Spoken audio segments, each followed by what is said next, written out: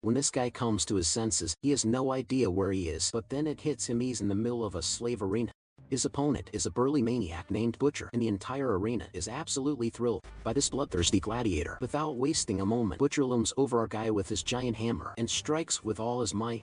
The whole arena roars in excitement, convinced it's already over. But when the dust settles, Butcher can't believe his eyes. RMC is standing right on top of his hammer, safe and sound, and he's already imbuing his sword with magic. Before Butcher can react, he leaps forward with lightning speed and ends it all with a single blow. Butcher's lifeless body drops behind him. Now the entire arena is cheering our guy's name, except for the rich spectators who just lost a fortune betting on his defeat. So who is this guy, and how did such a skilled swordsman end up in a slave arena? After the ruthless demons corner the humans into their final stronghold, Yahello City, they wipe out every last one of them. Colin Hall stands as the final human alive, and even he is pushed to his absolute limit. After everything he has gone through, he has fought against these demons as the strongest swordsman this world has ever seen. Yet even that strength is no longer enough to turn the tide. The demon standing right in front of him mocks him for still trying to fight, despite being the only one left alive. At the same time, it does acknowledge his efforts in its own twisted way, and decides to reward him by giving him the liberty to choose how he wants to die. As the exhausted human watches all his struggles fall apart, his mind drifts back to how this entire nightmare first began. It has been years since the demons suddenly stepped onto this world without any warning at all. Since humans were weak compared to them, the demons had no trouble invading one city after another with ease, and made their way into the capital. The soldiers did everything they possibly could to resist, but these magic-less commoners stood no chance against monsters who could freely use magic. Magic does exist in this world, but the real problem has always been that it is reserved only for the nobility. These nobles always believe themselves to be the heroes meant to save humanity, yet their poorly trained and weak magic could not even compete with the lower-ranked demons. Colin recalls the forbidden magic book he obtained, a book that allowed anyone to use magic regardless of status. However, he regrets getting his hands on it so late, knowing that things might have been completely different if he had it earlier. As the story shifts back to the present, the demon asks him once again if he has decided how he wishes to die. It casually throws out suggestions like chopping off his limbs or burning him alive until nothing remains. Colin, however, refuses to bend even in this hopeless situation and bluntly tells the demon to shut up. He then rushes at the demon for a final desperate stand, but the demon easily blocks his attack as if it means nothing. Colin quickly regains his footing and shifts his aim toward the demon's chest, targeting the heart with precision. However, the demon pulls back just in time and mocks him, saying that mere swordsmanship stands no chance against him. But just as the demon is about to continue his taunts, he suddenly realizes that Colin has somehow managed to land a hit and injure his body. Colin admits that ordinary swordsmanship would indeed be useless in a fight like this. It becomes clear that his blade is no ordinary weapon, but a forbidden one that consumes the wielder's life force as the price for its power. After revealing this, the boy charges at the demon once again and dives straight back into combat. He manages to keep up with the monster, trading blows as an equal while continuing the clash without backing down. The fight drags on until he finally spots the opening he has been waiting for, and in a single swift motion, he cuts off the demon's hand. That moment instantly enrages the monster. Fueled by anger, the demon mocks the so-called forbidden blade and catches it barehanded. Without hesitation, he tells the boy that things might have turned out differently if he had used that technique earlier as a surprise attack, then calls him unlucky for wasting his only chance while crushing the blade completely without giving him any room to recover. The demon follows up with a fire spell that blasts the swordsman away. Colin slams into the ground and grits his teeth in pain as he realizes that even this was not enough to bring the demon down. The demon quickly closes the distance again and grabs him by the collar, lifting him up with ease. He mocks the loser for only managing to take one arm while losing everything he had in return. At the edge of death, Colin apologizes to his comrades for failing to keep his promise. Just as the demon strikes him again and leaves his body drenched in blood, the dripping blood soaks into the forbidden book and something within it finally activates. Vic finds himself alive once again, and he looks around in confusion while asking where he is. Just then he hears a strange voice and quickly turns toward it to check what it is. There he finds the forbidden magic book,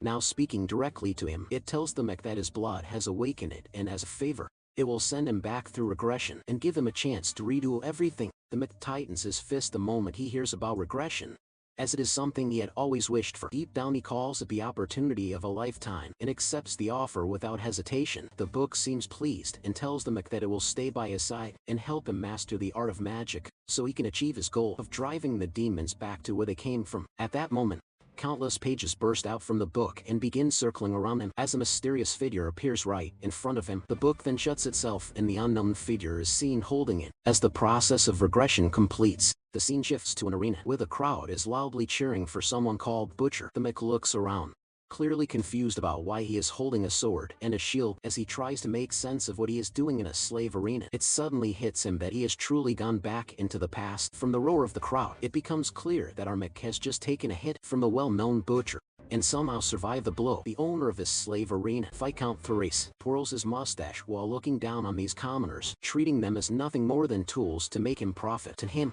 the purpose of these people is nothing more than entertaining the rich, and he treats them as pawns with no real value. As the fight intensifies, the crowd keeps cheering for the Butcher, while the Viscount watches with excitement, convinced that everything is unfolding exactly as he planned and that Colin was just an easy bait for the show. However, instead of getting crushed like it was supposed to happen, Arma cleanly dodges the attack, then ends up standing with one foot placed firmly over the big guy's weapon. Around this point in time, Colin had no choice but to fight as a slave gladiator, forced into the arena without any escape. But now something feels different, and the boy realizes that he can actually use magic. He starts wondering if the magic book has merged with his body, and with that thought he fights back, taking his first real step toward changing his fate. With just a few clean and simple moves, Colin rushes forward and slices through, severing the Butcher's head from his massive body. A single, decisive strike, he sets his mind on mastering the magic of the book, knowing that this time, he wants to save humanity from being wiped out by the demons. As he glances toward the people who arranged this entire slave fight, he quickly understands that in his current position, even thinking about changing the future sounds like a joke. Realizing this, he decides to move step by step,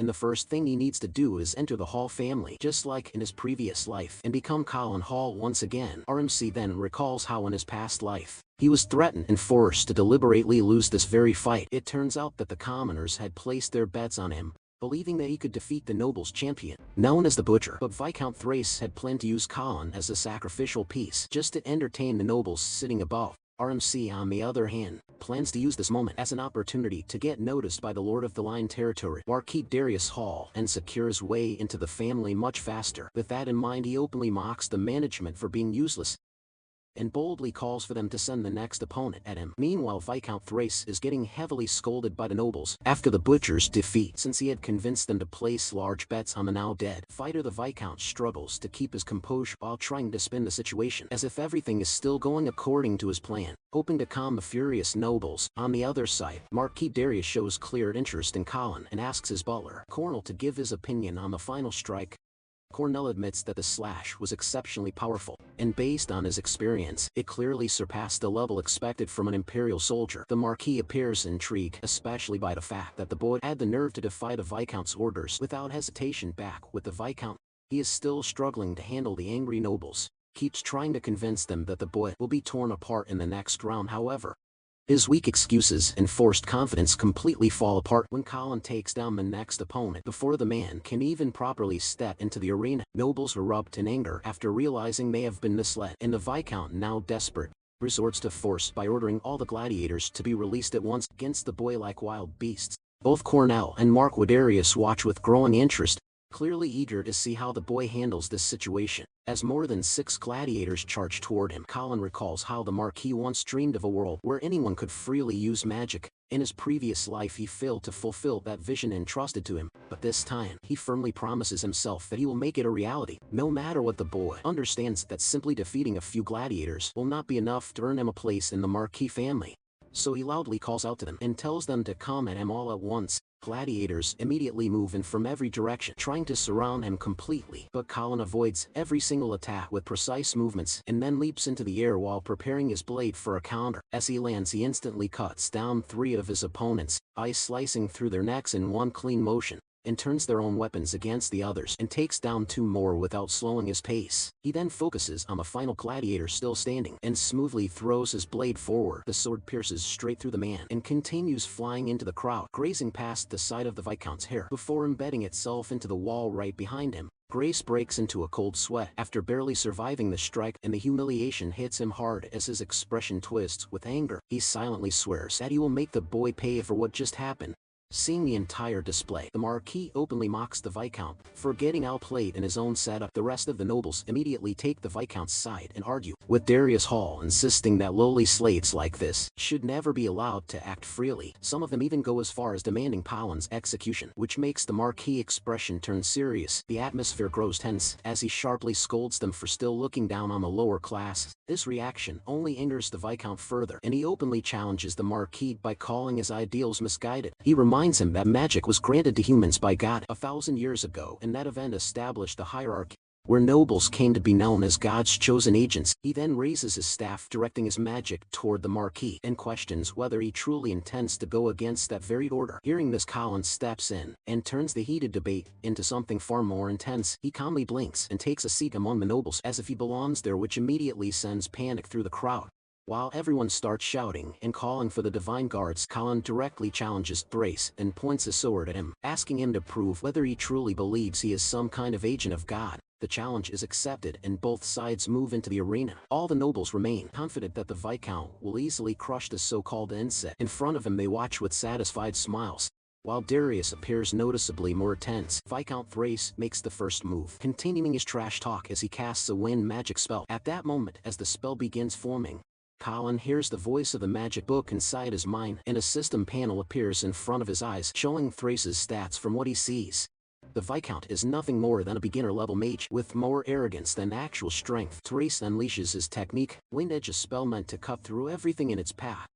The nobles start laughing and placing bets on how many pieces Colin's body will be split into. Some guess 7 pieces, others say 8. The Viscount probably tells the Marquis to watch close as he demonstrates the clear difference between a noble and a slave. Colin, however, remains calm, his body unaffected due to his resistance to magic. Unfortunately for the Viscount, the only thing his powerful wind slashes manage to destroy is Colin's shirt. The attack passes harmless as Colin walks straight through it and closes the distance toward Thrace, leaving the spectators completely stunned. The Viscount quickly tries to draw his blade, but before he can fully unsheath it, Colin strikes and knocks it out of his hand, sending it flying away. He then places his own sword at the noble's throat, effectively ending the fight. At that moment the magic system activates again and informs the mech that a new type of magic has been detected. Shadow hands emerge from the ground and wrap tightly around the boy, binding him in place. The magic is cast by the divine guards, who have arrived. After receiving a report that a slave has insulted the nobility, their presence alone is overwhelming, and they immediately declare that they are here to detain the suspect. After seeing the divine guards, Colin realizes he is in serious trouble. These guards belong to the Magic Tower organization, a force known for enforcing bloodline supremacy and reinforcing strict noble dominance over the weak. The mech understands that these guards are elite nobles themselves, and their strength far surpasses that of ordinary royalty. He studies the binding magic quickly and realizes he could break through it with ease, but decides not to act immediately to avoid drawing attention. Instead, he pretends that he cannot escape the restraint. At that moment, he takes a bold gamble and loudly declares that he is the son of Marcus Darius Hall, ordering them to release the magic immediately. Hearing this, both the divine guards and the Viscount are visibly confused. People around begin whispering, saying they have never heard of the Marquis having another son. Colin, however, remains focused, hoping his gamble will work. He knows that divine guards do not normally lay a hand on true nobility, and he is betting everything on that rule. Thrace finds it unacceptable that someone would soil the name of nobility and use it so cheaply just to save his own wife. As punishment, he is determined to deliver justice with his sword on the spot. Just then a powerful voice echoes throughout the entire arena. It belongs to Lord Darius, whose mere presence makes everyone freeze where they stand. The Viscount quickly assures the graceful lord that he was merely ending the miserable existence of a sinner. Out of nowhere, the Marquis slaps Colin hard across the face. He declares it disgusting that a mere slave would stain his noble family name. Even the divine guards are stunned by what just happened. For a second they truly thought he came to offer help. Thrace looks like a fool, unable to understand what is happening before him. The Marquis then grabs our boy into a tight chokehold, stating that some hard labor in the Merchant Guild should knock him back to his senses. Our protagonist remains silent as the thick, gloved hands of the Marquis tighten around his neck. Marquis Darius is outraged that he first insulted Thrace, and then even dared to raise a sword against the noble. However, Colin stays calm the entire time. Everything is going smoothly just like he planned. After putting on that performance, the Marquis formally apologizes to Viscount Thrace for his son's improper behavior. Thrace's drunken brain struggles to process since when exactly they became father and son. Colin shyly comments that he cannot be blamed since the Viscount insulted his father first. Daddy Darius immediately orders his son to remain silent. He then promises the Divine Guards that he will personally discipline his boy. He dismisses them, making it clear their presence is no longer required. However, the Viscount has no intention of backing down. He refuses to let even a Marquis use such an obvious joke to steal away his #1 slave. With bloodshot eyes and clear, murderous intent, he declares that Colin will be put down by his own hands right now. He even points his sword directly at the Lord of the Territory to prove he is absolutely serious. Our boy laughs when he sees the fool checkmate himself. Thrace has just raised his weapon against the Lord of Line Territory himself. By that logic, he has openly defied the decision made by both the Lord and the entire Divine Guard. Colin lets the sack of bones know he just committed high treason in front of his whole audience. His sharp words catch Thrace's tongue, leaving the old man speechless. In the center of the arena, destroy it in front of his crowd. The noble trembles in fear. He denies the accusation, but the Divine Guard captain has made his decision. The captain concludes it was all just a big misunderstanding and orders Colin's restraints to be removed. He even offers a formal apology for causing a scene. Next, he turns to Thrace and informs him that he will personally submit a full report of everything that happened to the Magic Tower. Thrace falls to his knees in horror at what awaits him next. His fate will now be decided by the council. Our hero finally lets out a slow breath of relief. Meanwhile, the captain of the Divine Guard is no fool. He quietly tells his men that this Colin is a suspicious figure, and they must lead a thorough investigation on his background. One innocent subordinate asks why they would investigate Lord Darius's son. The captain replies firmly that it is impossible for no one to recognize the son of the Marquis of Lean Territory. Visibly irritated by the obviously fake claim, he is determined to prove that the boy is not the Marquis's son. On the other hand, his subordinates find it strange that Colin did not curb under pressure. Even when he was restrained, they suspect he must share some special connection with the Marquis, who arrived so quickly to protect him. Although the captain cannot explain every detail, yet he orders his men to keep a close watch on the suspect. The scene then shifts to a carriage traveling through a lush forest. Inside, the Marquis laughs heartily at the brilliant performance Colin delivered in the heat of the moment. After a brief silence, Colin expresses his sincere gratitude to the Marquis for saving his life. Shortly after the duel, the Lord had sent his butler, Cornel, to purchase Colin immediately before anyone else could step in. Marquis then shows genuine interest in his abilities, asking whether he has experience fighting on the front lines. His sharp eyes had already judged that Colin's movements were far from ordinary. The smooth precision of his actions suggested either years of battlefield experience or training under a skilled warrior. Our hero lowers his gaze and drifts into old memories. He shares that after his parents died, his own village sold him into slavery when he was still very young. Years later, a kind noble purchased him and taught him basic magic. That same man also trained him to survive in real combat. Strong emotions show in his eyes as he says that the noble gentleman was no different from a father to him. After the noble's passing, the man had entrusted him with a dream he was never able to achieve himself. Colin's eyes glow with determination as he declares that he will do whatever it takes to fulfill that dream. He is willing to give his life for it. His unwavering resolve completely catches Lord Darius off guard, as he did not expect such a powerful and sincere answer. What interests the Marquis even more is the fact that Colin survived the Viscount's wind edge, using nothing but his basic knowledge of magic. His unbreakable spirit, forged through years of surviving as a gladiator, deeply impresses Darius in that moment. He begins to see our hero as the one man in his ranks, worthy of being entrusted with his lifelong mission. The weight of that thought moves him so deeply that he falls silent for a while. He is eventually snapped out of it by Cornel, who informs him that they have arrived at their destination. Archidarius Mansion is a breathtaking sight. The massive architectural masterpiece stands proudly in the center of a garden that only the wealthiest nobles could own. As he steps out of the carriage, the Lord calmly informs Colin that he is now a free man. Although he no longer belongs to anyone, that freedom does not release him from responsibility. They live in a cruel world where only the strong thrive, and every man must earn his place. Turning around, Darius bluntly tells him that he will not continue to babysit him. From this point forward, it is up to Colin to prove whether he can survive the harsh life of discipline and hard work awaiting him. Our boy remains calm and steady, showing no fear toward whatever challenges lie ahead. Marquis Darius states that he expects great things from him in the future. Formally addressing him as Colin Hall, he confirms our hero's status as his adopted son. With that declaration, phase 1 of his homecoming is finally complete. In this world, nobles almost never marry beneath their rank. Status must match status, otherwise the bloodline gets tainted and the family's power weakens over time. The Hall family in particular is obsessed with preserving the purity of their lineage, but among them stands one exception. Lord Darius Hall, unlike the rest, He doesn't buy this noble nonsense, mainly because he was born as an illegitimate child to a maid. From the day he was born he was treated as inferior. Whispers followed him through every corridor, yet instead of breaking he crushed that prejudice with sheer ability. Through merit alone, he rose to the rank of Marquis of the Line territory. As he walks through the grand halls with Colin, he calmly shares this belief: a man's background means nothing. Strength and confidence decide everything. He tells Colin plainly that he can offer him fame, wealth, authority over society, or whatever else he desires, but nothing will be handed over for free. If Colin wants those things, he must prove he has the talent worthy of them. With a proud smile, Darius suggests he pours his heart and soul into every action he takes, fearing that he can claim whatever he earns. Colin does not hesitate. He boldly asks if he can obtain a noble title as well. The question shakes both the Lord and his butler, who freeze for a moment. Even Darius Hall was not expecting ambition of that level. Then the Marquis bursts into hearty laughter. Instead of taking offense, he finds his directness amusing. With a warm grin he challenges Colin. He is free to try and take his title from him, if he wants the title so badly. That answer perfectly matches Colin's understanding of the man. Darius values merit above all else. This belief in merit over blood is exactly what makes him differ within the Hall family. It is also what makes him deeply hated. The Nabob baby heirs who rely only on their status alone cannot stand that he blocks them from power. Because of this, his greatest enemies are not outsiders, but members of his own household.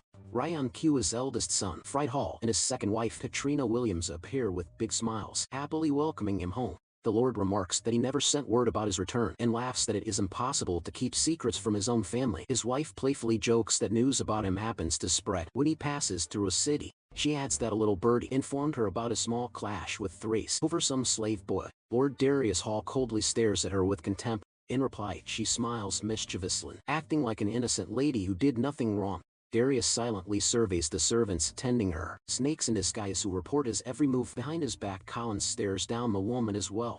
Darius' closest yet also his greatest hidden enemy. In his past life she was the reason he failed his lifelong mission. After dealing with her husband, he became a victim of her schemes as well. She was the sole heir to her parents' title and vast fortune.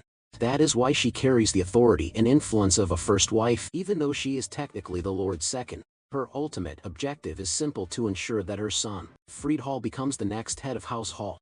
In his previous life she manipulated him completely. This time, however, he has no intention of letting history repeat itself. With blazing confidence he steps forward and states that it is a true honor to meet Lady Katrina Hall and Big Brother Fried. Then he loudly and proudly introduces himself as Colin Hall. He vows to devote every last ounce of his strength to making the influence of House Hall stronger. Hearing a commoner use the family name so boldly, Fried Hall is left utterly stunned. Just as he prepares to insult Colin in front of everyone, his mother raises her hand and silences him. At once the cunning lady decides to handle that job personally. She expresses disgust at the thought of a pleb staining her noble family name. Lady Katrina turns to Cornell, asking the butler whether this new servant requires strict re-education and manners and respect. Cornell wisely keeps silent, unwilling to anger either side. To everyone's surprise, our boy lifts the blade of his sword high. He states that the name suits him perfectly, since it was granted by the head of House Hall himself. He presses their buttons, asking whether they intend to oppose a decision made directly by the Lord. With a faintly mocking tone, he adds that they should remember his name well, because one day he will be the one who claims the title of Lord and leaves them far behind. Katrina's eyes narrow in disdain at the peasant daring to spout such empty nonsense. Meanwhile her son, Fried Hall, rages so hard he looks like he's gonna punch a hole through the wall. For Lord Darius Hall, however, Colin's defiant words are music to his ears. The servants standing at the back begin mumbling among themselves. To them it is ridiculous for an adopted slave to even think he has a chance at becoming head of the house. To silence the rising whisper, Lady Katrina Hall coughs softly. Within seconds, every servant in the chamber falls into complete silence. She bites her lip in frustration, ordering Colin to know his place and keep his worthless mouth shut in her presence. After that, Her Highness commands her servants to restrain him at once. The butlers draw their concealed swords, and even the maids prepare for a beatdown with their brooms before things escalate too far. Lord Darius calls for a short time out. He explains that Colin is telling the truth, and if he can prove his words, then he can claim the position of Lord. Fried is confused and asks what that would entail, but Lord Darius simply answers with an angry stare. Lady Katrina says she does not object to the Lord's decision, but she explains that the Darius house has many servants and only the most trusted among them are granted a surname. It is absurd in her eyes to let an outsider like him carry that name. She adds that they cannot accept this so easily. Lady Katrina proposes that they test the boy so he can prove his worth, and if he fails then according to family tradition, he must leave the house. In response, our boy lets her know something like that will not stop him. The noble gets upset and asks if he is backing out at the thought of the challenge, but Colin explains that every servant should be allowed to take the same test so each of them has a fair chance to earn the surname. While mocking Free, he adds that this would be a better way to decide the next lord than relying on nepotism and handing the title to someone without skill. Hearing that Freed feels humiliated for the first time, he slips into denial and wonders how the only son of the house could possibly compete with common servants for the crown. Suddenly, Katrina places a hand on her son's shoulder and reminds him that he is a noble who must remain calm. She tells him he should not fear a few nobodies because unlike them, he can use magic. He advises him to simply observe for now, and he agrees without another word. Finally, Lord Darius accepts our boy's proposal, and the test will be held after 1 month. It will be open to all applicants in the house.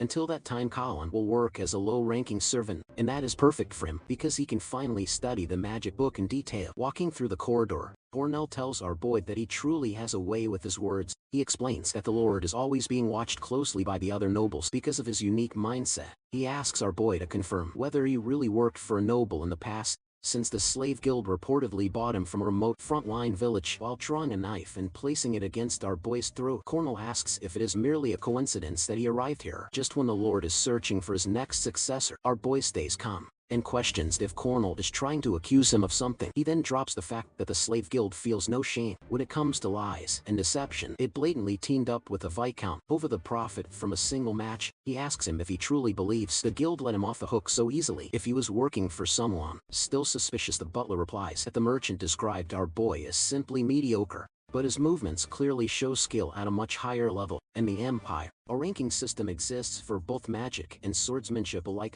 Most people are only able to reach the intermediate level. Even among them, only a few rare individuals climb any higher. The nobles usually focus only on magic, so when it comes to swordsmanship, they remain inexperienced. However, elite groups, like the Divine Guards, demand high-level skill in both magic and swordsmanship. After hearing that explanation, Cornell wonders if the merchant gave him false information on purpose so he could quietly get rid of him. Colin responds that if he were truly a mole, then he would aim directly for the position of lord instead.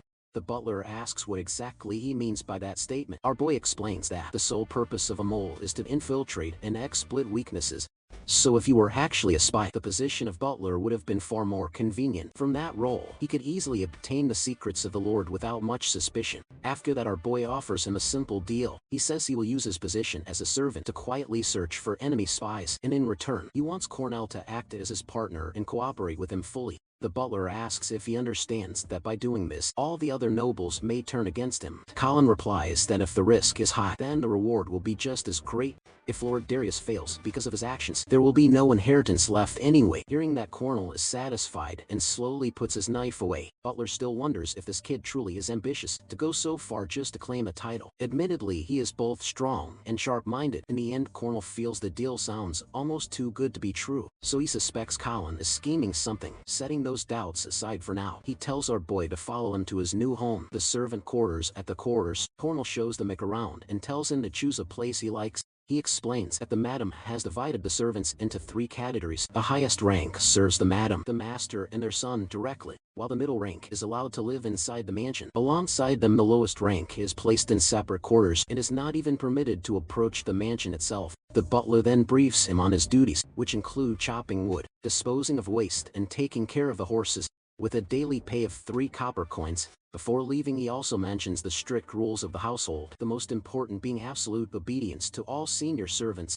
The Mick looks over and notices that many of the servants resemble thugs lower than workers, and he wonders if he is truly expected to obey people like them. Cornell calmly explains that these rules were personally set by the madam herself. The Mick accepts the terms without resistance and greets the other servants, saying he looks forward to working with them. Instead of responding knowingly, the servants begin mocking him, calling him the future lord of the territory in a sarcastic tone. One of them steps forward and mentions that they have already heard about how the boy picked a fight with the madam and her son. Other smirks and says they will teach him the proper way to greet his seniors. Situation escalates as one of them smashes a glass bottle and uses it as a weapon. He orders the Mick to kneel down and slap his own face, while repeatedly saying he looks forward to working with them. Until they are satisfied, the others start mocking him as well, but the Mick does not take the humiliation lightly. He grabs the thug's finger and before the man can react, he is instantly overpowered and manhandled like a rag doll. The other servants stare in complete disbelief as Colin kicks the man away and sends him flying across the area. Before they can even process what happened, the man calmly declares that he will not hold back and begins slapping the thug while repeating the same line about looking forward to working with him. The other servants lose their temper and rush in with a killing intent, but Colin reacts instantly. He flicks his sword and strikes them with the hilt right into the face, stopping their charge in an instant. One of them staggers back and realizes his comrade has lost a tooth, but before he can even react properly, Colin is already on the move again. He leaps forward and delivers a clean flying kick that sends another thug flying without resistance. The second thug slowly regains consciousness, only to find Colin already standing in front of him with his sword drawn. The man calmly asks if he is satisfied now. The thug quickly agrees in order to save his life, but the moment Colin turns his back, he tries to attack again with a shattered bottle in his hand, screaming for him to die in the next instant. The entire scene shifts in an instant. Colin stands still with his sword already in position, completely unfazed, while the thug drops to the ground having lost both his hands. As the man screams in pain and panic, Colin slowly sheathes his sword and turns back to ask if he is satisfied now. Night falls, and the Mick estimates that by now he has likely earned Cornell's trust. Although he still cannot predict how things will unfold later. With that in mind, he opens the magic book and begins trying to learn magic to strengthen himself. Colin recalls from his previous life that Countess Katrina had replaced all the servants of the Hall family after marrying Darius, placing her own people throughout the estate. As a result, her relationship with Darius had deteriorated further over time, even though it was already incompatible from the beginning. In order to protect himself and keep an eye on the situation, Darius assigns his loyal friend Cornell as his butler. Cornell is the only person with enough authority to not only remove the Countess if needed but also take part in the selection process of the successor. Demek remembers that in his previous life, Cornell was ruthlessly murdered, and after that Countess Katrina gained significant influence, allowing her to push her own son towards succession. He reflects that if the butler had survived, things might have turned out differently. Colin then realizes that his current beginner-level magic resistance will not be enough to protect him, so he needs to grow stronger. He starts focusing on learning both defensive and offensive magic. With that thought, he reaches out to the book, and its pages burst outward around him like a violent hurricane. He feels as if the contents of the book are being forced directly into his mind, and in an instant, he is overwhelmed by a pain that leaves him completely paralyzed. Like thousands of ants biting through his body at once, the energy surging through him becomes unbearable, as if his blood, bones, and soul are being submerged in molten magma. A dark knight-like figure emerges from the book and calls out Colin's name. In the next moment, it appears behind him, whispering for him to destroy, fall, and submit. The Mick struggles under the pressure and begins to wonder if this is truly the price of learning magic. He recalls a colleague from his previous life saying that one only needs to close their eyes and feel the flow of magic to learn it properly. He thinks to himself that it must be easy to be a noble, since they can learn magic as naturally as breathing, and he clearly recognizes the huge gap created by bloodlines. Even so, he forces himself to endure and places his hand on the book, declaring that he will succeed no matter what. But just before he can complete the thought, something suddenly catches his attention and throws him off guard, and the entire space echoes with an eerie sound. The next morning, the servants are already up and moving through their usual routine of washing and preparing for work when the thugs notice the Mick has just woken up. One of them immediately mocks him, pointing out how unusually relaxed he looks for someone who went to sleep after causing trouble with his seniors. The Mick casually responds that he was certain he would have been stabbed in his sleep by now, but clearly even that didn't happen. Before they can react, he adds that it likely wouldn't have mattered, even if they had tried anything. He stretches, yawning slightly, and remarks that the previous night's training left him exhausted. He decides he will eat first before thinking about work. He then adds almost offhandedly that the night of grinding had paid off and he has unlocked a special type of eternal magic. Before the situation can escalate further, the scene shifts outside the residence, where a group of guards is moving through the area, forcing people to clear a path. The servants immediately bow their heads in fear as the entourage approaches, and one of the guards yells for everyone to make way for their one-eyed lieutenant. A servant standing in front is caught off guard while carrying a bucket of water. He fails to step aside in time, and a guard kicks him in the stomach, sending him and the bucket crashing aside. Water spills across the ground and splashes onto the lieutenant's shoes. The lieutenant stops and looks down at the stain. His aide instantly begins shouting at the servant for daring to dirty their leader's footwear. The lieutenant raises a hand, signaling him to stop, and then slowly walks up to the trembling servant. The servant apologizes repeatedly, insisting he wasn't paying attention and begging for mercy. The lieutenant smiles faintly and says it cannot be helped, which briefly makes it sound like he is forgiving him. But before the servant can even breathe in relief, the lieutenant's expression sharpens. He calmly states that eyes, which cannot even watch their surroundings properly, are unnecessary. In a swift motion he tears up the servant's eye, leaving him screaming in pain. As the lieutenant coldly mirrors his own one-eyed appearance, the other servants glance at the screaming man with a mix of fear and pity, but the aide quickly snaps at them, asking what they are looking at, and ordering everyone to get on their knees. At that moment the Mech walks past them without slowing down, almost as if the entire scene has nothing to do with him. His casual stride catches the aide completely off guard, leaving him momentarily unsure whether to react or ignore it. The Mech, more focused on his own thoughts, wonders what he should eat for breakfast, since servants are not exactly provided proper meals here. The thug who had been injured earlier immediately recognizes him and reports to the lieutenant that this is the same guy who severed his hands the previous day. He also warns that the Mech had been muttering to himself all night, which makes him seem unstable. The lieutenant narrows his eyes slightly, forming a conclusion that the boy is likely dangerous. In an unpredictable way he calls out to him. The Mech finally stops and looks over without any sign of concern, asking flatly if he wants his hands chopped off as well. The lieutenant licks the blood from his fingers and remarks that they are not like the soft nobles or the countess's people. The other guards step forward and declare a harsh rule of retaliation, stating it is an eye for an eye and a tooth for a tooth. They then challenge the Mech directly, asking whether he will cut off his own arms, or if they should do it for him. The Mech remains calm, showing no change in expression, and instead responds with a cold counter-offer. He tells them they can choose between losing their hands or losing their heads. The lieutenant, however, smiles as he says that he will not be the one fighting him. Instead he brings forward a former slave arena champion and tells our boy that this is the one he will be facing. Colin immediately recognizes the man as a guard reserve and an intermediate level servant named Daku. He starts sweating heavily because he never expected to run into his bestie. In a situation like this, Colin remembers him as his closest friend, someone he could always rely on in his life. Before regression, they had spent time together doing all sorts of things, including fighting monsters side by side. Now, however, the poor Bess stands there as just an intermediate level servant, clearly having taken a beating. As our boy reaches for his sword, he tries to provoke him by asking if he is really stepping in to fight on behalf of a loser. Daku raises his sword and points it at Colin, replying that he is simply following the rule that every junior must obey their senior.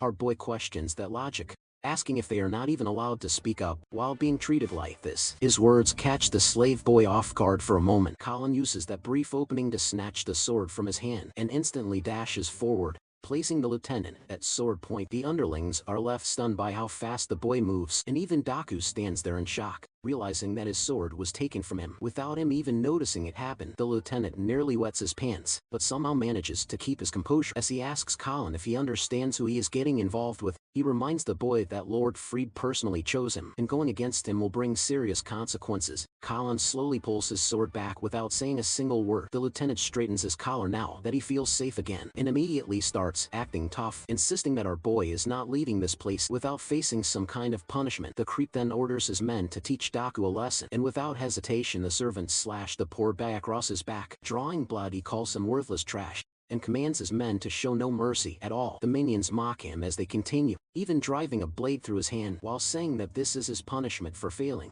since he just lost the only chance he had to prove himself.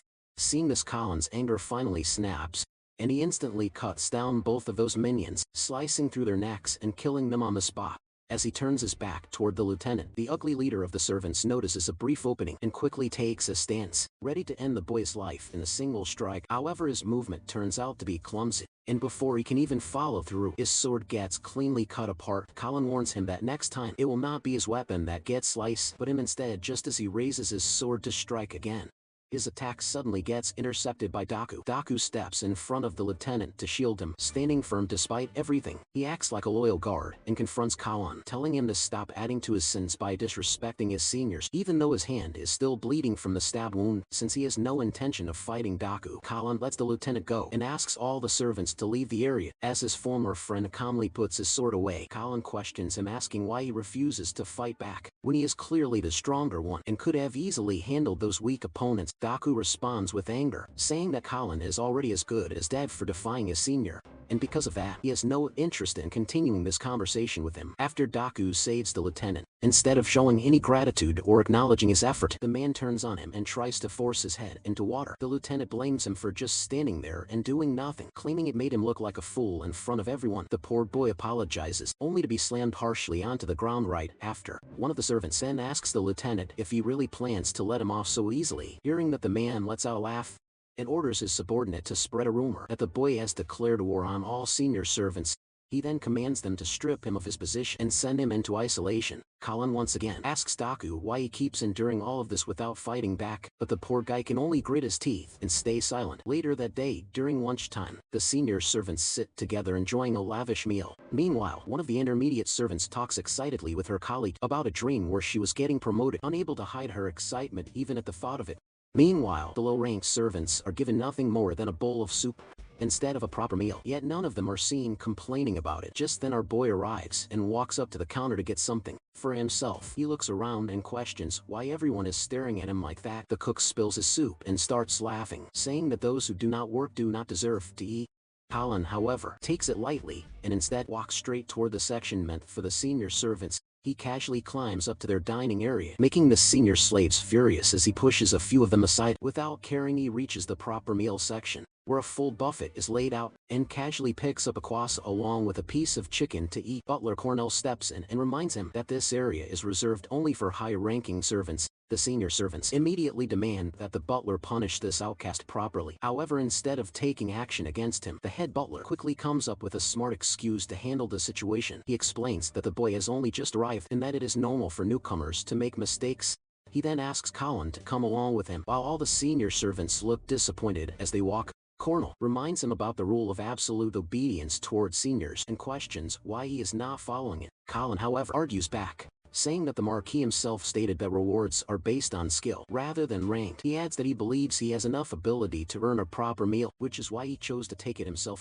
Butler then offers to cover his living expenses, but in return he wants our boy to find a spy who is hiding somewhere within the estate. Just then a signal is given to begin the hunt, and it appears that the Marquis is heading toward the hunting grounds. Apparently there have been some unusual activities in the deep, dark forest near the area, so the Lord plans to check it out while hunting along the way. As Colin finishes this last bite, a slight smirk appears on his face at the thought of that dark forest, already planning to head there himself. As the scene shifts, our boy has already reached the forest and is now hunting a red-eyed black deer. He fires multiple arrows at the target and successfully takes it down. After ending its life, he walks over to the corpse and begins searching for the monster core. As he holds the purplish core in his hand, he recalls how these are often treated as luxury items and are usually processed into necklaces and other ornaments. However, based on what he learned from the Forbidden Magic book, he realizes that he can use it to create potions that help recover mana and strengthen his body. From his understanding, the properties of a core change depending on the rank and type of the monster it comes from. Since the deer he just defeated was a low-ranked creature, the core he obtained is of the lowest grade. The story then shifts back to earlier, when Colin was walking with Cornell. Our boy had requested permission to enter the hunting grounds. Normally only royalty are allowed to go there, but due to the current abnormal situation, only divine guards or a few authorized personnel are permitted to enter the area. Colin insists on going anyway and suggests that he could join along with the divine guards. Somehow it ends up working in his favor. As he continues harvesting the core from the monster, Daku suddenly arrives, clearly angry, and scolds him for acting on his own. He reminds him that only nobles and at least middle-class servants are allowed to hunt here, and if he gets caught he will face serious consequences. Alan acts like it does not bother him at all and casually takes Daku's sword without asking. He drives the blade into the dead monster and claims that the prey now belongs to Daku, and since Daku is a middle-class servant, there should be no problem anymore. Daku immediately loses his temper at this ridiculous reasoning and regrets ever getting involved with a low-class servant who keeps making things more difficult for him. When he questions why Cornell allowed Colin to come along, our boy takes out the head butler's dagger and shows it to him, saying that he has been assigned a mission, and this dagger is the proof. He further explains that both of them are expected to assist with the investigation, and while doing so, they are also supposed to bring back some proper food. Daku kneels beside the monster's corpse and glances back at our boy, wondering how he ended up this unlucky to be paired with him. He lets out a sigh, and the moment he looks down again, he realizes that the meat is already gone. It turns out that the outcast has already started roasting the meat in no time and even calls Daku over to eat with him. Daku immediately panics and hurriedly asks what he thinks he is doing. Colin shows no sign of guilt, which earns him a scolding, as Daku reminds him that the meat is supposed to be handed over to the Lord and their seniors. Our hero argues that there is more than enough meat, and even urges him to sit down and eat together. At first the poor servant tries to resist, but when Colin reminds him that he only gets to eat once every 3 days and that he might not even get food later if he is punished, Daku finally gives in. Unable to resist the sight and smell the cooked meat being held close to him, he quickly starts eating like a starving man. While he is eating, Colin asks him again why he is so obsessed with blindly following orders from his seniors when he is clearly stronger than them. The servant replies that strength has nothing to do with it and goes on to repeat the belief that nobles were chosen to act as God's agents and were granted divine power. He adds that if he continues to work hard and remain obedient, he might be reborn as a noble one day and receive that same divine blessing. He explains how he had put in serious effort just to rise to the position of a middle-class servant. Also, he could become someone his sister living far away could be proud of. He tells Colin to stay out of his matters and stop interfering in his life. He continues by saying that they are already fortunate enough to be servants, and that they should simply follow the duties assigned to them. Without question, Colin then asks him if all of this is just because he wants the ability to use a bit of magic. Hearing that, the servant challenges him, telling him to try and learn even a single spell if he can. In response, Colin turns toward him and asks what he would do if he actually taught him how to use magic. That statement completely shocks the guy, and he quickly asks if our boy can really use magic. Before our protagonist answers, the two are startled by a sudden painful scream coming from a nearby area. They immediately realize the scream came from the night. Surveying the deep dark forest, one of them is savagely bitten in the shoulder by a massive magic beast. Their leader orders his men to maintain their formation and keep a steady level head in the face of sudden danger. However, he learns firsthand that his words alone are not enough. Not when his men are getting mauled by the beasts left and right. Without mercy, one of the magic beasts pounces on him, forcing him to lock his sword and shield against its snapping fangs. Never in his long career did he think a pack of mere wild dogs would give him this much real trouble. He puts more strength into his blade and slices right through the beast's jaws, knocking its lifeless body away from him. All of a sudden, his subordinate urgently warns him that there are 3 more coming straight at him from behind. Realizing he is completely screwed, the leader silently stands there awaiting his grim fate.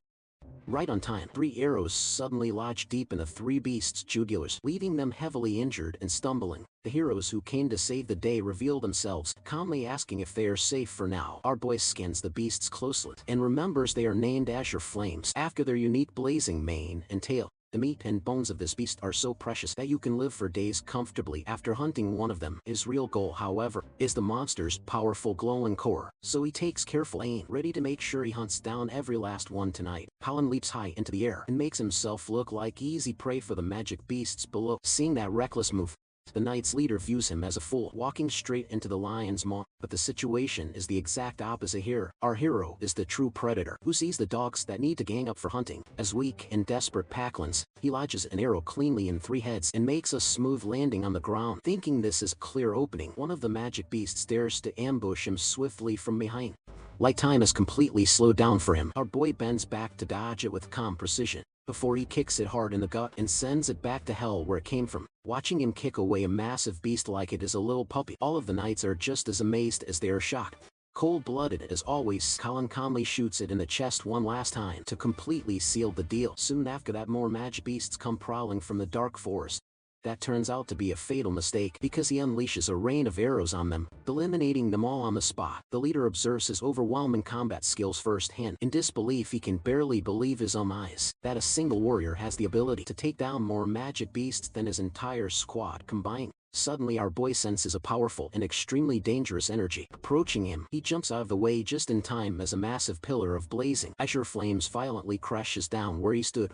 It came from a beast who looks a little different and far larger from the others. He realizes what is coming next when he sees bright blue sparks cooking inside its mouth. As it opens its massive jaw, 3 blazing blue balls come hurling straight at him. Moving through them like a seasoned veteran hunter, he returns the favor with 3 sharp arrows of his own. To end the poor puppy's suffering quickly, he smashes the heel of his foot hard into its skull. Talk about brutal. The sheer force of his kick drives the beast's head deep underground, like it is some startled ostrich. At that exact moment, an arrow suddenly whizzes past his face, reminding him he is still surrounded by people who are not exactly his allies. Turns out, however, it was aimed at a beast he was completely unaware of, quietly creeping up from behind him. Daku quickly alerts him that he should not let his guard down. In the middle of a chaotic fight, my guy flashes him a quick thumbs up in appreciation.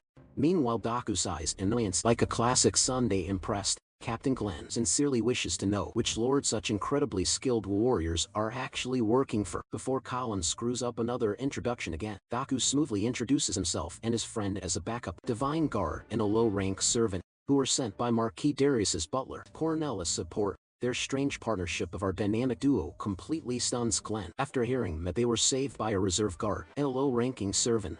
The royal guards react with clear disgust. The lady questions what Cornell was even thinking. We sent the old woman's servants to assist them. At the same time, another guard mutters that it is embarrassing to be rescued by low-ranking amateurs. Hearing that comment, innocent Daku still doesn't realize who exactly they are calling an old woman. Meanwhile, Colin uses the break to collect the magic cores from the fallen monsters. At last he finds a mid-rank core, which he can later use to craft a potion. By following the instructions written in the magic book, a large knight suddenly shouts at him and demands to know who gave him permission to touch the monsters. His Captain Glenn steps in and says they should stay focused on the mission assigned by Lord Darius and simply let Colin deal with the dead bodies. Our boy asks the big man who he is calling a brat, reminding him that he was the one who saved them. He adds that only a brick-headed idiot would speak so rudely to the person who just helped them. Angered by that response, the man moves as if to charge at him. However, both the girl and Captain Glenn quickly tell him to calm down. They call him Marvin, and the moment our boy hears that name, old memories surface from his past life. Back then, aside from Cornell, Glenn, Marvin and Sarah were the only people Lord Darius truly trusted. In his previous life, those three died during a mission in the Gloomwood Deep Forest. After that loss, Lord Darius gradually lost his power. Our hero never expected that he would be the one to change their fate. This time, because of that memory, he silently decides he will not let anything happen to them again. Seeing the tension rise, Daku quickly apologizes on behalf of his partner and explains that he is new here and unfamiliar with the rules. He asks them not to take his sharp words too seriously. Sarah says that the wrinkly hag's mutt should just shut up again. Daku is seriously confused because he doesn't really understand her weirdly specific insult. Glenn asks Colin if he is the newbie who arrogantly declared that he will become the next lord. He admits that he is strong, but he will definitely regret in the future if he follows ideals that are much bigger than his position. Before taking their leave, Captain Glenn thanks our boy for saving them and excuses himself because they have a mission to take care of. Suddenly they hear a loud roar which startles everyone out of nowhere. A pack of azure flames, along with the Meta Evolution version, appear in front of them. Seeing that giant magic beast, all three freeze and Sarah shouts that it's an Azure King. The Azure King, with his giant size and bright blue burning flame, leaves them stunned. He lets out a mighty roar, so loud that they all start trembling in fear. Then he uses his claws to unleash an attack, but they are all too slow to react or even lift a finger. Captain Glenn's life flashes before his eyes and he closes them, thinking his squad is going to die. When they open them again, they see something that they cannot believe. A low-ranking servant who should have no combat skills at all blocked the Azure King's attack. Captain Glenn asks him who he really is, being the Aura farmer he is. Colin replies that he is the hero who saved them for the second time in one day, as simple attacks have no effect on the Azure King. Our boy steps in and uses his special move, Mountain Crusher, on the giant wolf. However, the attack is too shallow and fails to leave any real damage on the hard hide of the elite mob. Immediately after that, the wolf launches a counter-attack. He tries to block it, but he cannot fully absorb the impact, so his sword breaks and he is sent flying back.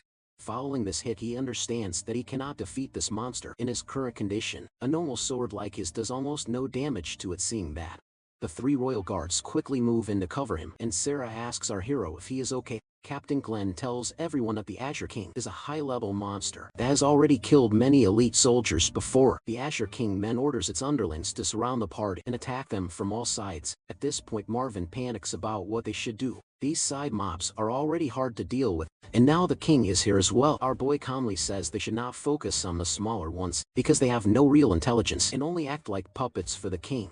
They only need to deal with the king, and the side mobs will fall apart on their own. Captain Glenn finds it hard to believe what he has just heard. On the other hand, Daku says the monster has killed many elite guards, so there is a pretty poor chance they can defeat it. He asks his partner how he plans to win with a broken sword. Confident as usual, Colin simply replies that they should at least give it a try, making Daku think he's got a screw loose. Even so, Captain Glenn agrees with the plan and says they can only survive if they fight as a unit. Meanwhile, Sarah points out that it is not easy to reach the king while its underlings are protecting it. In response, our boy assures her that there's nothing to worry about. An opening will soon appear for them. At that moment, the Azure King suddenly lets out a roar and the puppets rush into attack. Colin calmly tells everyone to stay composed and let the enemies come closer. Marvin immediately yells at him to question who gave him the right to issue orders. Surprisingly, Captain Glenn steps in and says it is not the time to argue among themselves. He orders his men to follow their hero's lead before moving out. Colin tells Daku to trust in him if he wants to become a big brother his sister can be proud of. Right then, Captain Glenn shouts that the enemy is already upon them. Even then, he repeats that they have to wait and let them close the distance. Only when the enemies are within arm's length does he finally give the signal to attack. First, he directs Captain Glenn to use his holy protection to blind them. Next, he tells Marvin to push them back using Heaven Shaker. Lastly, he instructs Sarah to carve a path using her phantom blade. Following his commands, everyone executes their roles and a clear path is opened through the enemy line. While the captain fights, he contemplates how someone can be this familiar with so many different sword arts and weapon styles. Once the opening is created, our boy immediately orders Daku to follow him. Sarah motivates him in her own way, telling the little doggy to not mess this up. Poor Daku is still confused when she keeps calling her that. Taking advantage of the opening, Colin and Daku quickly rush toward the king. On the way, Daku asks him what he is planning to do. He explains that everyone fears the Azure King. If they attack it head-on without intimidation, the noble creature will be too shaken to react.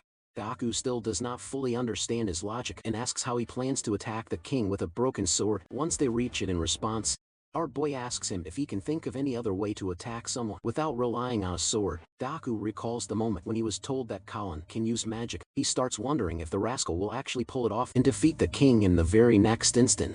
Colin manifests a mana line from his hands, which activates the flow of magic throughout his body at full capacity. With his mana pushed to its limit, he unleashes a powerful move known as Ice Lotus. Without holding back, the Azure King gets bombarded by countless ice shards. Daku can hardly believe what he sees unfold before him. The monster withstands the assault, so Daku leaps forward and lands on its head before driving his sword straight into the creature's skull. With full force, our hero reinforces the strike with his eternal magic, and in the next moment the monster collapses as a beam of light rises from where it once stood. As soon as it falls, all the smaller Azure wolves scatter into the forest in panic. While Daku struggles to process what just happened, he stares in disbelief as the battlefield grows silent. After such an intense clash, the royal guards rush forward and ask if everyone is alright. After the fight comes to an end, Captain Glenn observes that the Azure Flame Wolves have fled because their leader has been defeated. Meanwhile, Marvin questions how they even managed to take down something that massive in the first place without backup. Colin replies that the plan only succeeded because of their support, and he admits that no one can predict how the outcome would have turned out without their assistance. Sarah examines one of the ice shards closely and begins to feel suspicious about our hero's true abilities. Marvin comments that the boy reminds him of the captain during his younger days, which leaves Daku confused about who this former captain might be. Marvin explains that Marquise Darius Hall once led them, and Sarah adds that they all served under him in the Lionheart Brigade. She continues by explaining that after the brigade disbanded, the surviving members eventually became part of the Royal Guards. She then sarcastically remarks that the old lady's dog does not even know such basic information, which finally pushes Daku over the edge. He confronts her directly for calling him the old lady's dog and declares that his name is Daku with full pride. He demands that she engrave his name into her memory, and fires back by calling her an old hag without hesitation.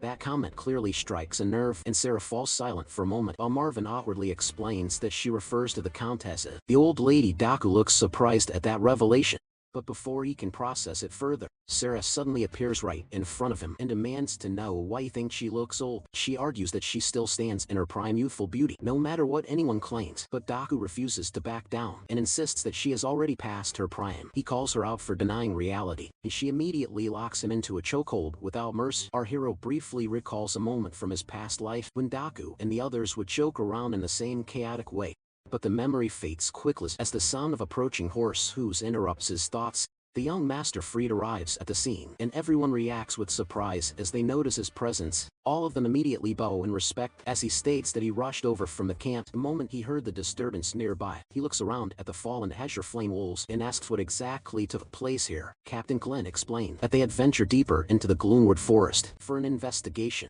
and the pack suddenly attacked them without warning. He adds that they would not have survived the encounter if it were not for Colin and Daku stepping in at the right moment. Fried turns his attention toward our hero, who remains completely focused on collecting monster cores as if nothing else matters. He wonders why someone like him is even present at the scene in the first place. Captain Glenn speaks up and mentions that the two of them show remarkable potential, then requests permission to bring them back to the camp and report their achievements to the head of the house. Fried immediately recalls that Colin has already challenged him in the race for succession, and he understands that news of this victory will place him at a serious disadvantage. As that thought settles in, he glances toward Daku and quietly begins to form an idea of his own. He walks up to Daku and says that he had been wondering why he had not seen him around lately, which makes the tension rise. Instantly, he questions why Daku has been spending time with someone like Colin and implies that it makes no sense at all. He continues by stating that a low-ranking servant entering the hunting grounds counts as a serious violation and asks if Daku wanted to taste spoils that were clearly forbidden to him. Daku stays silent as Fried calls him a worthless man and adds that his sister Eric would feel disappointed if she learned that he had already forgotten the lessons taught to him before Colin steps in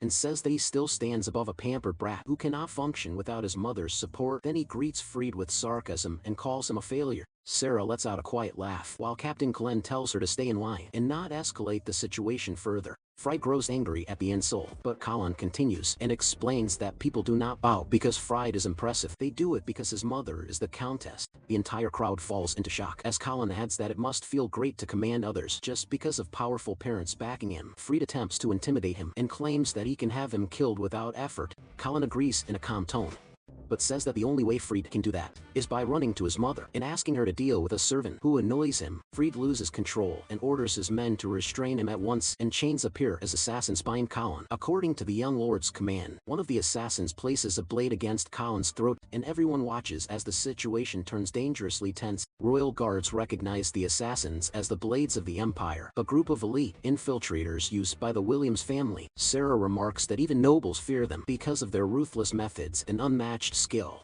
and she questions why the Countess trusts them with her son's protection.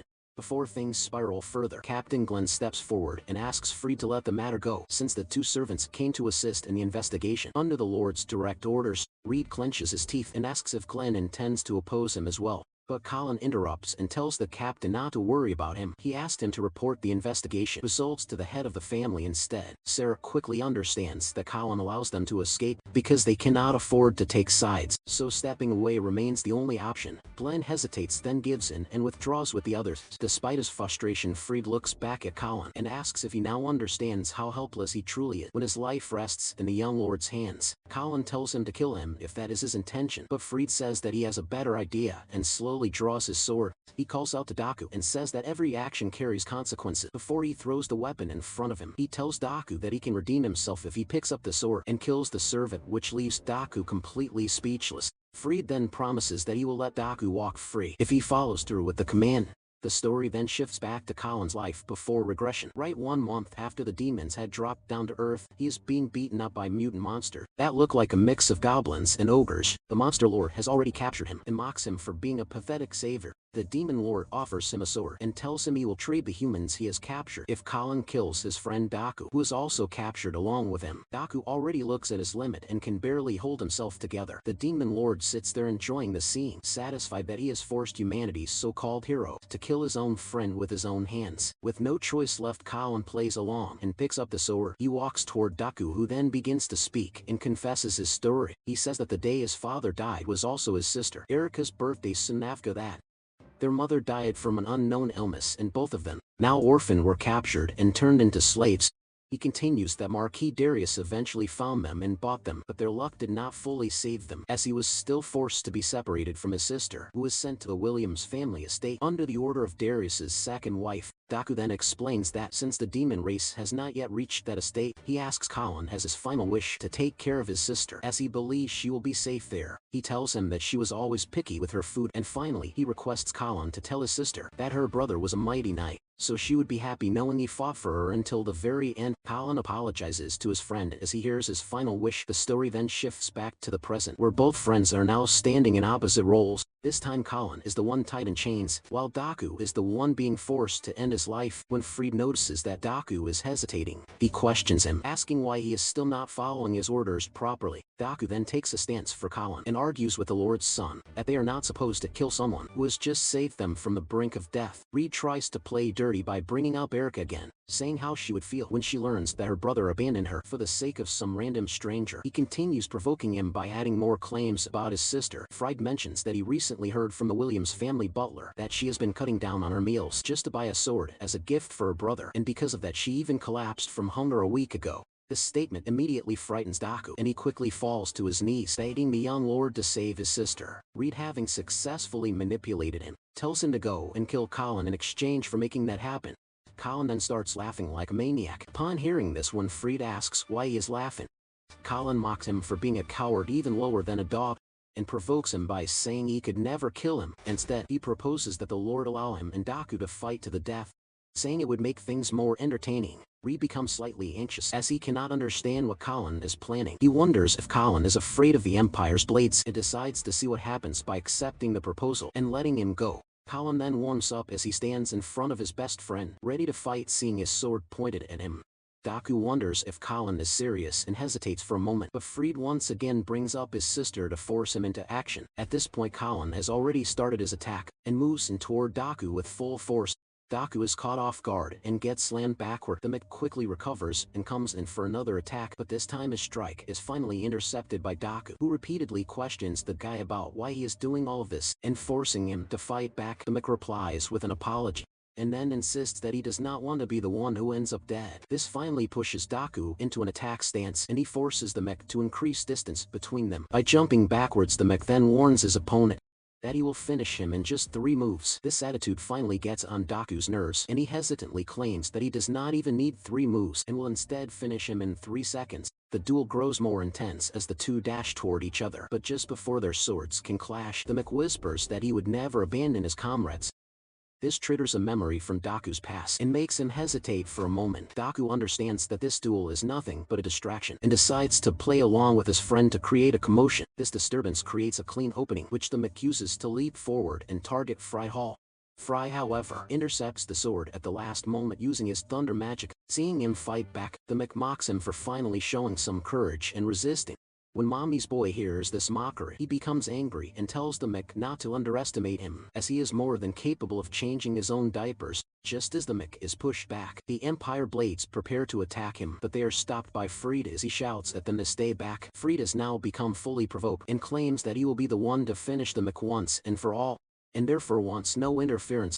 He gathers lightning in his hand and gets ready to attack, which makes the mech slightly tense, as his system detects a strong magic source. To get an idea of what he is up against, Colin analyzes Fried's stats carefully. The guy has 0 magic resistance, and his lightning magic is mid at best, yet the system still warns Colin he cannot properly endure it at his level. Seeing that the reckless daredevil grins wide with interest, he would rather test for himself if the information is actually correct. Summoning frozen ice in his palms, he directly counters Fried's raging purple lightning head-on. Without any hesitation, the elements violently crash into each other, ripping through everything in their way. When a thick cloud of dust forms between them, Fried wonders if his eyes are playing tricks on him. The lowly plebeian should not be able to use magic at all. Their first flashy exchange ends in a draw, or so he confidently thinks. Shards of ice suddenly appear from behind the dusty cover, though he easily zaps them into harmless water vapor. Confused and slightly unsettled, he racks his brain over where the ice could possibly be coming from. At that moment, our boy mocks him,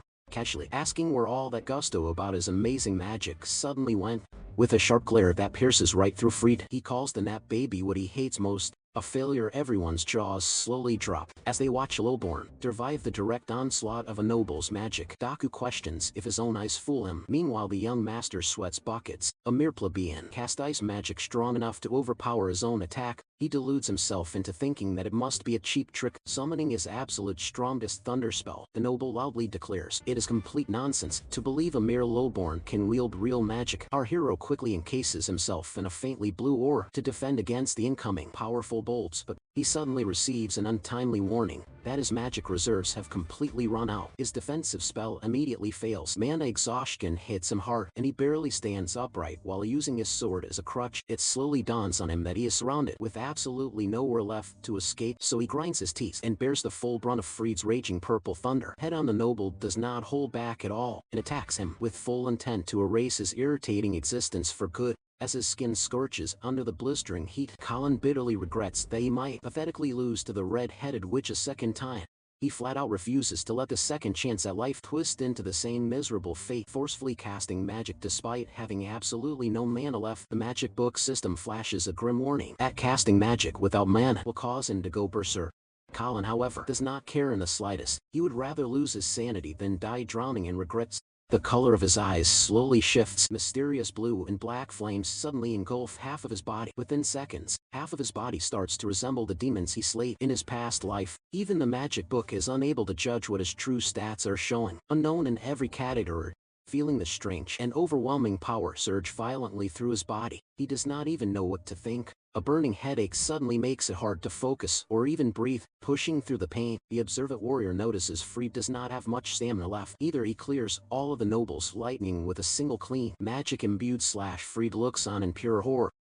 Never having seen magic this terrifying in his life, he freezes as our boy suddenly jumps high into the open air. When he crushes his sword down into the ground, massive jagged shards of ice violently erupt from below, aimed directly at Fred's position. The noble remains confident his intermediate level thunder magic is more than enough to zap away the incoming ice. However, he figures out far too late, it was all just a calculated distraction for his opponent to slip silently behind him. Like a seasoned assassin, Colin approaches from behind. While Fried is still busy blocking his barrage of sharp ice shards, Fried's pupils shrink in fear, and his life flashes before his eyes. In a desperate last-ditch effort, he barely dodges death by sacrificing his favorite horse as a meat shield. He unsteadily lands on his feet that have never touched grass. Meanwhile, our hero continues to radiate the powerful blue mana that is seemingly infinite. Noticing that his breathing is heavily labored, the noble recognizes his enemy is right on the brink of total collapse. From exhaustion, he casts Chidori Blade, gathering crackling lightning magic in the palm of his hand. Our boy shows absolutely no fear as he cuts through the crackling bolts effortlessly, declaring it is finally time to finish their reckless scuffle. When his blade stops inches from the young master's pale face, Fried realizes mommy will not be able to save him this time. He jumps back and shuts his eyes tight, thinking he had a pretty good run. Right then, a radiant golden magic circle suddenly saves him from getting skewered. Like a sweet Turkish delight, it deflects Colin's force right back at him, knocking him a short distance away across the ground. Both boys look completely stunned when they see the one who saved Fried and firmly tells them to stop at once. Lord Darius lets the boys know they are not in some crude gladiator arena. This is a noble hunting ground, so they should cease their completely senseless battle immediately. Atop his mighty armored steed, he calmly suggests they duel it out properly and officially. After they return to the grand house of Hao, Fried looks at his father with just as much gratitude as his hate for the man. Meanwhile, our hero quietly looks on with his glowing, demon-like eyes as the last of his unstable magic is fully drained. He falls to his knees in total exhaustion and slowly returns to normal, recognizing the faint but unusual aura of magic coming off him. The Lord is genuinely amazed and concerned. Colin recognizes the threat is gone for now, so he finally lets go, blacking out cold on the spot. A few days pass before he fully recovers consciousness. He opens his eyes. He finds himself lying in a soft bed inside the Hall mansion. Suddenly, he feels the same burning sensation of the demonic-looking magic that took over his body. He quickly jolts upright in bed to check himself, and luckily enough he has returned to normal, completely unchanged in appearance. While he quietly appreciates that he did not become some horned demon, a familiar, gentle voice nearby says it is glad to see he is finally awake. My guy turns right and sees a zombie-looking Daku bro. Looks like he was the one in a coma for 5 whole days. The poor guy quickly brings him up to speed, saying that he blacked out and made everyone seriously worry. Sarah apparently slapped him repeatedly to bring him back, and Captain Glenn had to physically carry him all the way to the mansion. Sarah worried so much that she held the doctors at blade point, saying they would share the same coffin as him if they failed to save his life. He has a hard time believing any of that, but there is no denying he feels better than ever right now. To get some fresh air, he invites Daku to accompany him for breakfast on the way to thank Sarah properly. Having said that, he cannot forget Daku sticking to the sacred bro code for him.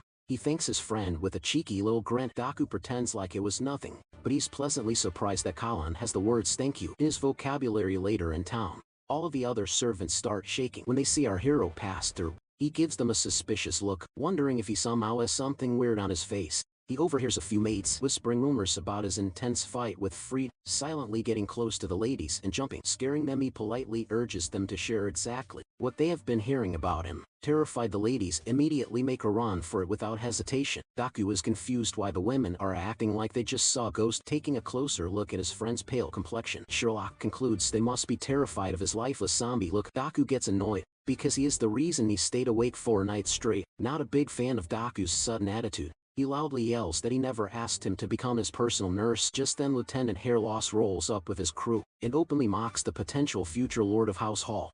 Irritated by his untimely interruption, the boys shout and sink at the idiot that this is not the time. They somehow force him to apologize for absolutely no reason. After loading for a solid second of confusion, the lieutenant furiously declares that he came here today to take revenge for the humiliation he suffered a few days ago. Irritated by the old man's endless yapping, our boy walks right up to him as the man makes lame excuses for why he lost last time. This lieutenant unironically believes things will be completely different now, and that he will finally teach this disrespectful kid a lesson he will never forget. The man snaps his fingers and loudly shouts the name of his squad. A few awkward seconds pass while he stands there, fully expecting our boy to get flattened on the spot, when he notices his men just standing around like confused ducklings. The lieutenant frowns and asks if they suddenly went deaf. To him, that snap is an obvious signal for them to attack the target. His troops hesitate before reminding Big Boss Hairloss that their target is a monster who fought neck and neck with Master Free.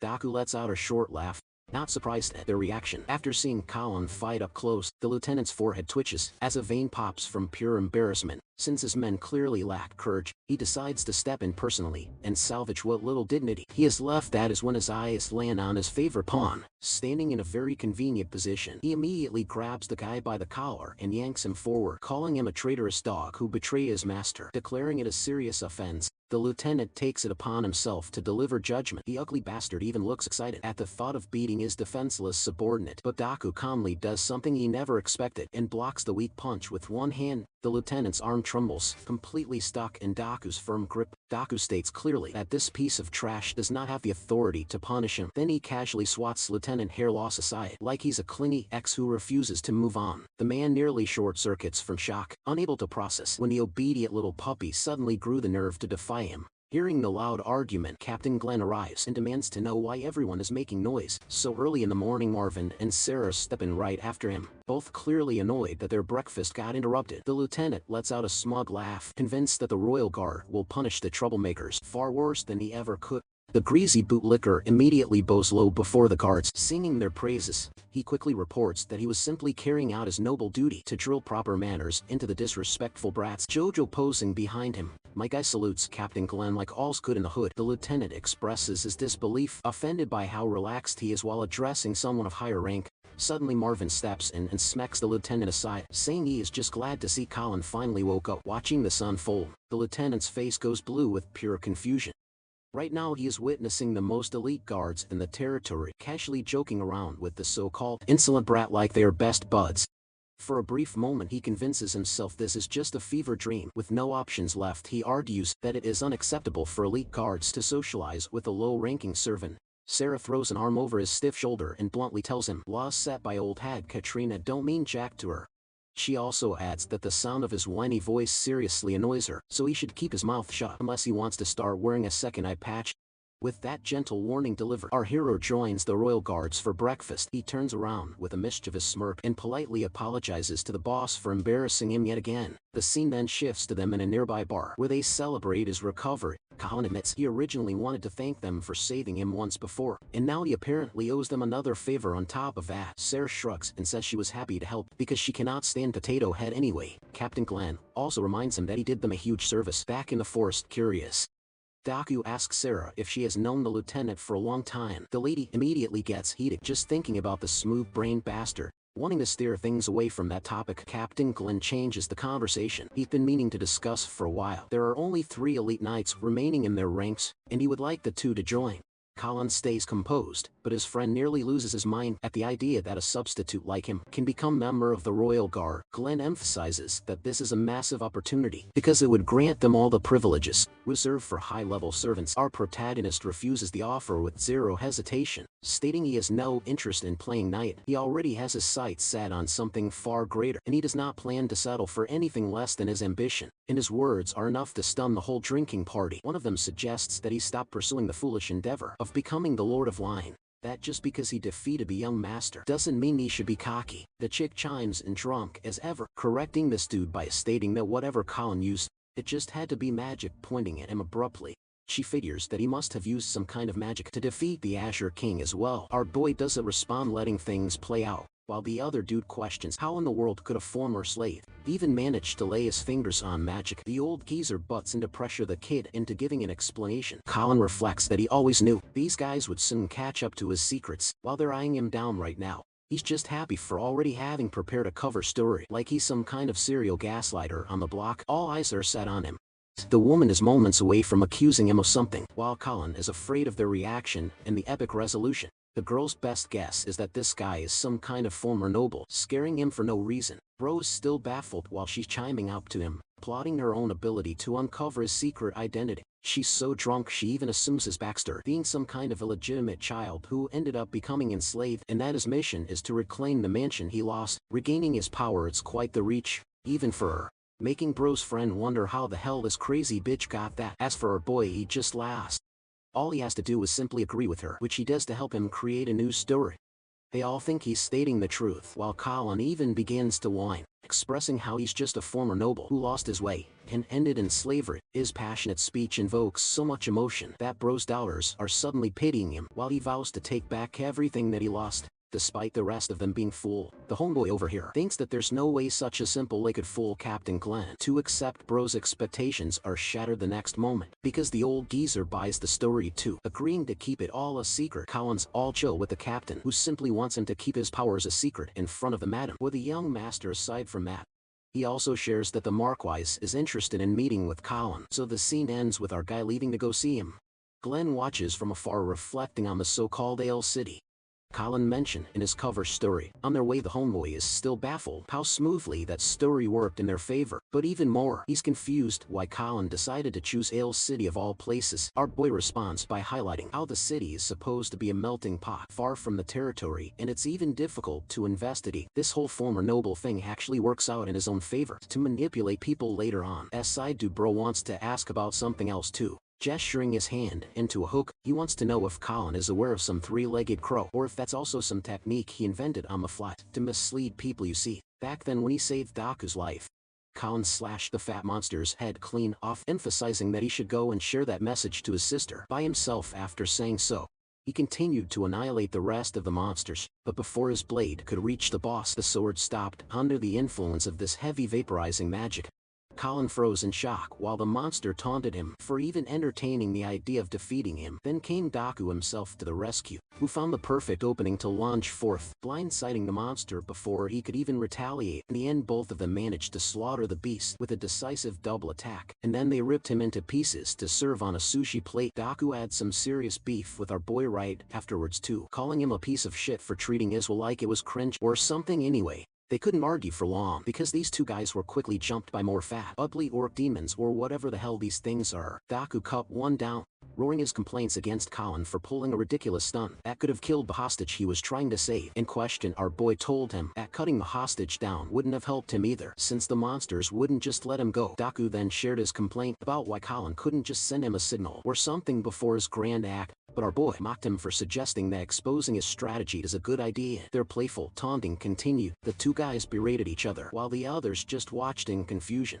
By the end of it, the only two people at war were the ones who were supposed to be on the same side. Daku then made his special sign of the three-legged crow, which he probably thinks is super duper cool or something. Apparently he learned this from a guy called Rowan. It's supposed to gesture cooperation between two allies. Our boy found difficulty trying to create the sign, but also taunted Daku for trying to get captured one more time. Like an idiot at present, Colin reveals that he actually knew about the sign already, thanks to an old friend he lost, a guy he considered his best friend. Actually, hearing this, Daku is a little astonished, wondering if there was someone truly like that. Back at the company, a knock on the door came, with both of them being summoned before the Marquis. At last the ruler is in high spirits and asks Colin how he felt. Our boy responds with glee, stating that he's all chill now. The Marquis also greets Daku, who offers maximum respect to his master. Then comes the subject of interest. because the Marquis clearly called them for a reason, which happens to be the matter regarding the incident at the hunting grounds. Yes, that same incident over which they were fighting that day. It was a terrible idea to use the grounds without permission too. The Marquis personally comes up to them, sharing how he has a connection with Glenn for a while now. Together they've already faced death several times, grazing past it coming this far. That's why even in his position, the Marquis fears losing them, and he respects these two young men greatly for saving his friends. Daku adds that with shared regret of not being able to save more of their comrades, in the end failure on their part. However, the Marquis absolves them of this blame, stating that they had no fault, and that it's actually his mistake for not being able to anticipate the monster raid sooner. Colin and his homeboy just stare at each other in confusion. All the Marquis adds that they probably heard about the situation of the Royal Knights from Captain Glenn himself.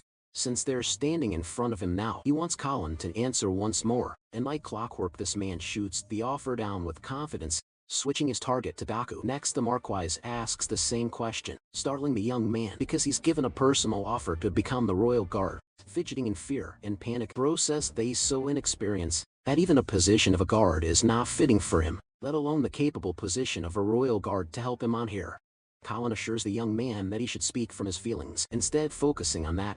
The guy clumps up his emotions and shouts with passion his desire to become a Royal Guard. The decision is resoundingly clear, but the Marquis is interested in offering a reward to Colin too, of his own choice given that kind of freedom. He makes a serious remark, a desire to free Erika Daku's sister, the one who is currently a servant of the Williams family. His choice for reward stuns Daku himself, who did not see the unexpected turn of events. Colin remains adamant on his request, pitching how both siblings were together until they came to the Hall family, and unfortunately her body was deemed far too weak, except Daku has only wanted her to remain by his side. The Marquis asks once more if that is truly his desire. Colin relents that he shares a brotherly bond with homeboy over here, and that he is without a doubt his best friend. That's why he just doesn't want to leave him. When he's clearly in trouble, the guy's face is flat. He never even expected such high praise, while our boy insists that Daku's sister be reunited with him. That kind of bond, the brotherly bond between comrades, reminds the Marquis of his own allies. Unfortunately, since this matter concerns the Williams family, it's not gonna be easy or quick, and at once the Marquis asks that Daku step out of the room for now. The guy is ready to leave, but he's left pondering about Colin's existence once more. Now that our boy is left alone with the main man himself, the Marquis brings up another topic, reminding him of the day the boy challenged Thrace in a fight. Back then, the Marquis quickly realized that he was not an ordinary slave, and it stunned him all the more that Colin survived a magical strike before going on to win the fight harmless. What surprised him the most of all was how he managed to show a power that he displayed several times before. Also, the Marquis seems to know about the cover-up story he made against Captain Glenn, too, speaking of his intentions to reclaim nobility. Interestingly, Colin mutters the Marquis by name before showing off a hint of his magical powers, assuring the man that he's not a grand person. Instead, he's just an ordinary guy who has some affinity with magic. Now, since he's the Marquis himself, a Grand Master Archmage would only view him as an insolent, insignificant being. However, the same Grandmaster Archmage is currently baffled how a normal person wields the ability to manipulate magic. Once more, it makes him want to question the kind of person this guy truly is. Colin emphasizes that the man standing before him is someone who loves his people, the most, the greatest Marquis of all. The same man respects power above one's bloodline. Colin is just happy to receive his acknowledgement, and his only ideal is to carry on working for the Marquis, so that he can eliminate the concept of bloodline supremacy altogether. In simple words, the man wants to reign in and become a powerful great lord, just like him, with the eventual and daring ambition of surpassing even the likes of him. Colin admits that the Marquis saved his life twice. That's why he wants to show his proper strength in the selection exam. After that, the ruler himself can decide how to use him as a weapon for his goals. The idea is entertaining, but it actually makes the Marquis cackle out loud uncontrollably. Rose out here impressed and actually expects great things from Colin, confirming his leave before he's off. He asks for one last thing, inquiring the young man's opinion on Rowan. Colin feigns ignorance as if he doesn't know the name at all, so the Marquis simply tells him to leave without explaining further. Watching him go, Darius Hall is confused why he thought of something like that. He summons his butler Cornell, who is casually farming, hiding in the shadows. The same steward is curious if the boy is ordinary or a genius from the way he judged Colin. It seems that he doesn't know about Rowan, which also means that the kid is not from L City like he told them. It's a lie.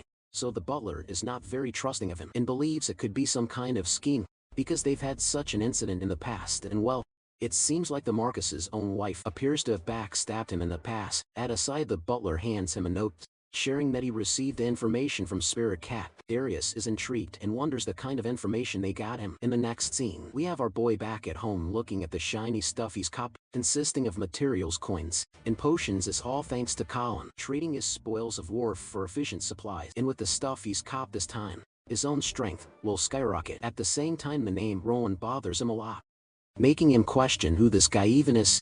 The only time he heard that name is when Daku said it back in his past life, but apart from that, nothing else seems to be known. And the way the Marquise said it made it seem like Colin was supposed to know the guy or something. Regardless, he chucks the little beat into his tube, hoping to ask Daku later about the situation. Next, he stirs the whole thing into a potion before chugging it down his throat. After consuming the liquid, the first thing Colin does is chant open the magic book. The special artifact scatters heaps of pages in front of him, and he continues to consume more vials, in the process discarding another into the pile.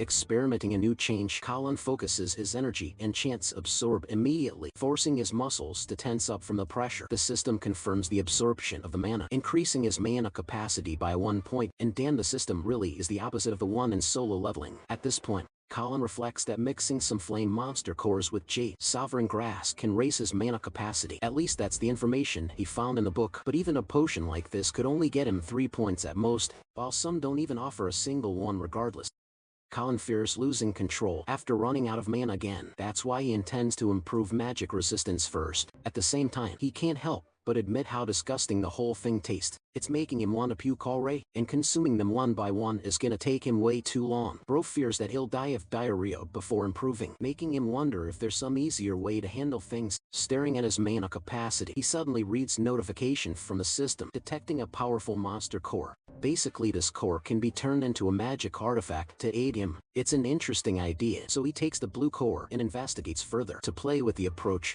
he taps on the system screen to configure the setting, and meditating allows him to cast the avatar of the monster in a golden aura like the magic book instructed him.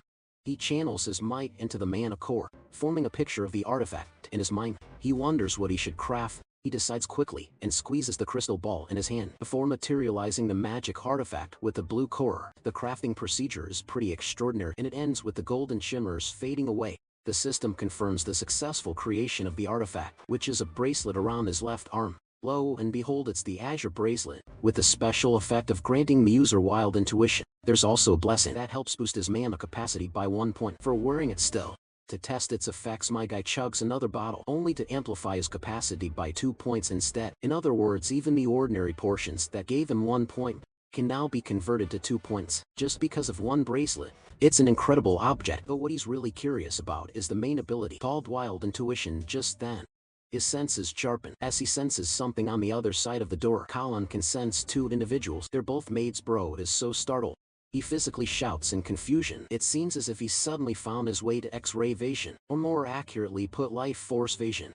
The same happens when he glances at the guards, viewing the world in a different color gradient. Next, he checks on the Marquis and Katrina too. Their flames are an indication of their mana. All of that aside, Colin hears a faint, distinct voice echoing that it is restlessly starving.